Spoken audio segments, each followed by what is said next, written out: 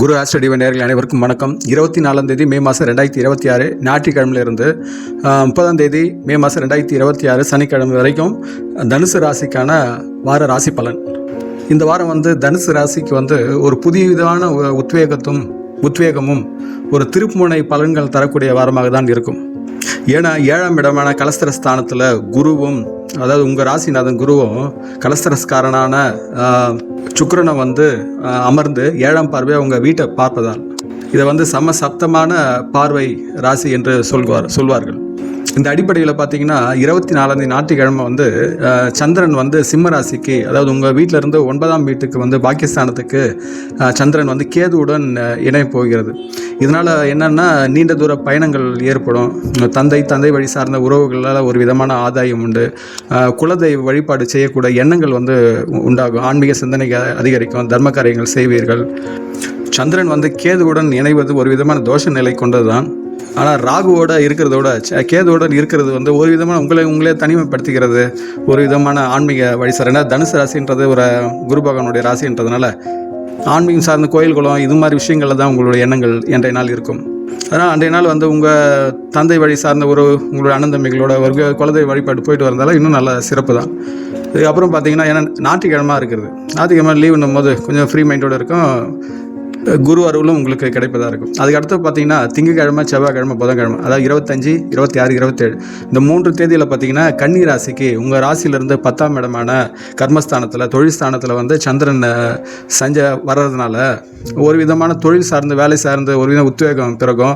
சக ஊழியர்களுடைய ஒத்துழைப்பு உங்களுக்கு கிடைக்கதாக இருக்கும். இருந்தும் வேலை சார்ந்த தொழில் சார்ந்த சின்ன தடைகளும் உண்டாகும். என்ன காரணம் கேட்டால் சனியுடைய பார்வை 7ஆம் பார்வையாக இருக்குது. பார்ட்னர்ஷிப்பில் நீங்கள் ஒரு விஷயத்த சொல்லி அதை கன்வின்ஸ் பண்ணுறதுக்குள்ளே போதுன்ற ஆகிடும்.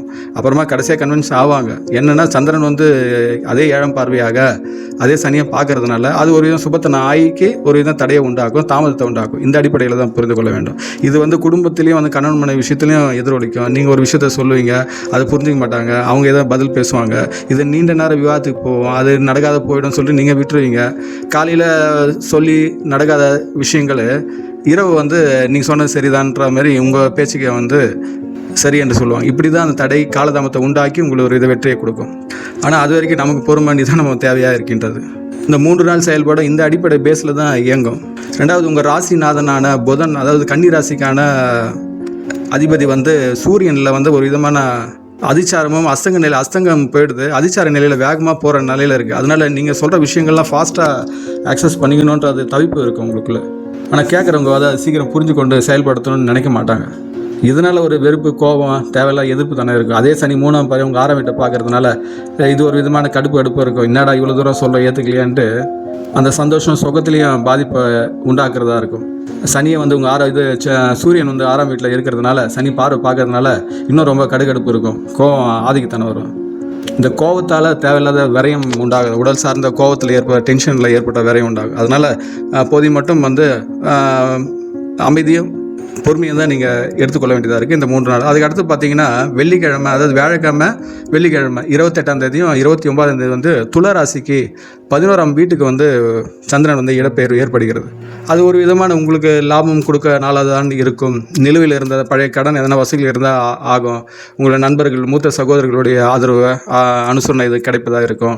ரெண்டாவது அந்த ராசிநாதன் 11ஆம் வீட்டு ராசிநாதனை புதனும் மிதுனத்தில் இருக்க புதனும் ரிஷபத்தில் இருக்க புதனும் மிதுனத்தில் இருக்க சுக்கிரனை பரிவர்த்தனை ஆகியிருக்கு. குருவுடன் சேர்ந்து இருக்கிறதுனால ஒரு விதமான லாபம் ஏற்படும். புத்தியில் ஒரு தெளிவு இருக்கும். இந்த 25, 26, 27 அந்த 3 நாட்டில் இருந்த அந்த தவிப்பு எல்லாமே வியாழன் வெள்ளிக்கெல்லாம் ஓரளவுக்கு சீர்பட்டு வரும். ஆடம்பர பொருட்களை வாங்கி மகிழ்வீர்கள். பொழுதுபோக்கான விஷயங்கள்லாம் அன்றைய நாள் உங்களுக்கு சிறப்பாக இருக்கும். அதனால் சினிமா, பீச் எங்கன்னா போனால் அந்த 2 நாள் உங்களுக்கு நல்லா என்ஜாயபுளாக இருக்கும். தொழில் ரீதியான ஒரு வருமானம், பிள்ளைகளால் மகிழ்ச்சி இதெல்லாம் உண்டாகதான் இருக்கும்.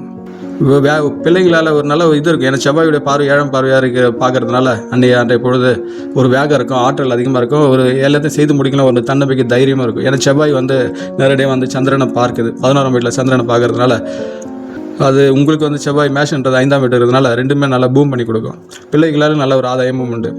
இந்த அடிப்படையில் இருக்கும்போது 30ஆம் தேதி, அதாவது வார இறுதி நாளாக சனிக்கிழமை சந்திரன் உங்கள் ராசிலேருந்து விரயஸ்தானம் 12ஆம் இடத்துக்கு விருச்சிகத்துக்கு செல்வதனால, விருச்சத்துக்கு சந்திரன் செல்வது ஒரு விதமான விரயம்தான், விரயஸ்தானம். விரையும். இன்னொன்று வந்து அது அஸ்தமனம் ஆகிறது, அதை நீச்சமாகிறது சந்திரன்.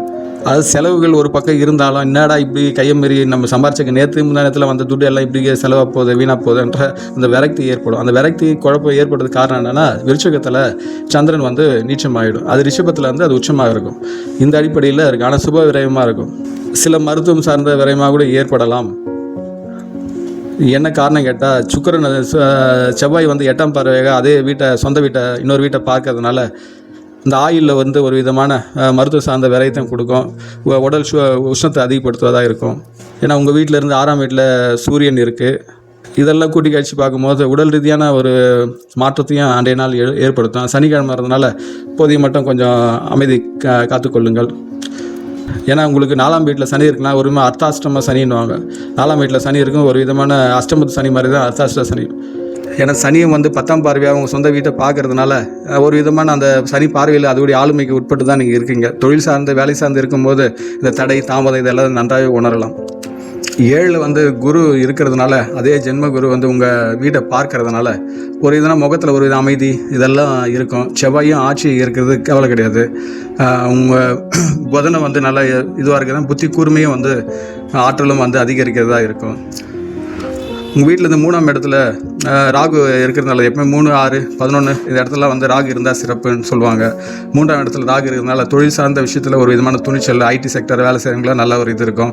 வெளிநாட்டு தொடர்புடைய இதெல்லாம் வாய்ப்புகள் ஏற்படும், திடீர் அதிர்ஷ்டங்கள் உண்டாகுவதாக இருக்கும். 2வது அந்த 3ஆம் இடத்தையே வந்து குரு வந்து 9ஆம் பார்வையாக பார்க்கறதுனால அது ராகுவால் உங்களுக்கு ஒரு நல்ல மாற்றங்களை ஏற்படுத்தி கொடுத்ததாக இருக்கும். புதுசாக வேலை தேடுபவர்களுக்கு தகுதி அடிப்படையில் நல்ல வேலை அமையும். வியாபாரத்தில் வந்து ஒரு பார்ட்னர்ஷிப்பால் ஒரு நல்ல ஆதாயமும் உண்டாகும். இந்த பொருளாதாரத்தை பொறுத்த வரைக்கும் இந்த வாரம் வந்து ஒரு சிறப்பான வாரமாக தான் இருக்கும். புதன் சூரியன் சேர்க்கையினால் வங்கி கடன்கள்லாம் வந்து நீங்கள் ட்ரை பண்ணிங்கன்னா கிடைக்கிறதுக்கான வாய்ப்பு இருக்குது. பழைய கடன்லாம் இருந்தால் அதை அடைக்கிறதுக்கான சூழல் உண்டாகும். அதாவது 28, 29 தேதியெலாம் 11ஆம் இடத்துல சந்திரன் வர்றதுனால துலாத்தில் வர்றதுனால பணப்புழக்கமும் இருக்கும். ஏன்னா துலாத்தில் இருக்கும்போது குரு பார்வையும் 5ஆம் பார்வை இருக்கிறதுனால பொருளாதார ரீதியாக உங்களுக்கு இந்த வாரம் ஓரளவுக்கு கம்ஃபர்டபுள் ஜோன் தான் இருக்கும். அப்புறம் குடும்ப சார்ந்த சூழலை பார்த்தீங்கன்னா 7ஆம் இடத்துல சுக்கிரன் இருக்கிறதுனால கணவன் மனைவி விஷயங்களில் குடும்பத்தில் ஒரு விதமான அந்யோன்யம் வந்து அதிகரிக்கும். நீண்ட நாட்களாக வந்த ஒரு சுப காரியங்கள்லாம் வந்து திருமணம் சார்ந்த பேச்சுக்கள்லாம் வந்து எழும். அதை பற்றி பேசலாம். பெண்ணுக்கு பிள்ளைக்கோ வரன் பார்க்குறதா தாராளமாக பார்க்கலாம். ஒரு விதமாக பிள்ளைகள் சார்ந்த விஷயங்களில் ஒரு விதமான பிடிவாத குணம் இருக்கும். அது போது மட்டும் அவர்களுக்கு கொஞ்சம் அன்பாக பழகுவது நல்லது. ஏன்னா உங்கள் வீட்டிலேருந்து 5ஆம் இடத்துல செவ்வாய் ஆட்சியில் இருக்கிறதுனால அந்த வேகம் பிடிவாதனமும் இருக்கும் உங்கள்கிட்ட. குரு பார்வை உங்களுக்கு ஒரு பாதுகாப்பாக இருந்தாலும் உங்கள் ராசிநாதன் அதே நேரத்தில் சனியோட பார்வையும் வந்து அர்த்தாசிரம பார்வை இருக்கிறதுனால ஏற்கனவே சொன்ன மாதிரி தொழிலும் வேலை செய்கிற தொழில் வேலையில் வந்து ஒரு கடின உழைப்பு பெருந்து தான் வந்து ஒரு வெற்றி கிடைக்கிறதா இருக்கும். அதனால் இந்த வாரம் வந்து உங்களுக்கு ஒரு கிரக நிலையெல்லாம் உங்களுக்கு சாதகமாக தான் இருக்குது. பரிவர்த்தனை ஆகியிருக்கு புதனும் சுக்கிரனும். அதனால் வியாபார ஒப்பந்தங்கள்லாம் வந்து முடித்து கொள்ளுங்கள். ஜூன் 2க்கு அப்புறம் வந்து உங்கள் ராசிநாதன் வந்து உச்சநிலைக்கு வர்றதுனால இன்னும் கொஞ்சம் சிறப்பாக உங்களுக்கு ஏற்படுத்தி கொடுக்கும். இந்த அடிப்படையில் பார்த்தீங்கன்னா இந்த 3 நட்சத்திரங்கள் மூல நட்சத்திரம் கேதுவுடைய நட்சத்திரக்காரங்க பார்த்தீங்கன்னா இந்த வாரத்தில் ஆன்மீக நாட்டம் ரொம்ப அதிகரிக்கும். திடீர் பயணங்கள்லாம் ஏற்படலாம், திருப்பங்களும் உண்டாகலாம். அப்புறம் சுக்கிரனின் நட்சத்திரமான பூராட நட்சத்திரக்காரங்க வந்து ஆடம்பர சேர்க்கை, ஆடம்பரமான பொருள் எதனா வாங்குற இதை யோகம் உண்டு. ஒரு விதமான தன லாபம் இருக்குது பூராட நட்சத்திரக்காரங்களுக்கு. உத்திராட நட்சத்திரக்காரங்கள் அதாவது சூரியனின் அம்சம் பொறிந்த உத்திராட நட்சத்திரம் 1ஆம் பாதம் வந்து அரசு தொடர்புடைய வேலைகள்லாம் ட்ரை பண்ணிங்கன்னா கிடைக்கும். பதவியில் இருக்கவங்களுக்கு உத்தியோக உயர்வு ஏற்படும். இந்த வாரத்துக்கான அதிர்ஷ்ட எண்கள்னு பார்த்தீங்கன்னா 7, 3, 5, 9. அதிர்ஷ்ட திசைன்னு பார்த்தீங்கன்னா கிழக்கு, வடகிழக்கு. அதிர்ஷ்ட நிறம்னு பார்த்தீங்கன்னா மஞ்சள், வெளிர் சிவப்பு.